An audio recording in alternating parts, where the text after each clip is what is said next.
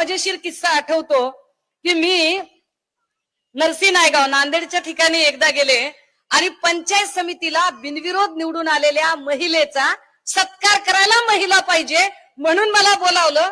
तर मी त्या बाईंना म्हटलं, ताई तुम्ही म्हणे बिनविरोध निवडून आलात, कोण होतो तुमच्या विरोधात ज्यांनी फॉर्म काढून घेतला? त्या बिचाऱ्या लाजत लाजत म्हटल्या, ह्यांना माहितीये. असं असं हरकत नाही. आता तुमच्याकडे किती मेंबर निवडून आलेत बरं तुमच्या पॅनलचे? ह्यांना माहितीये.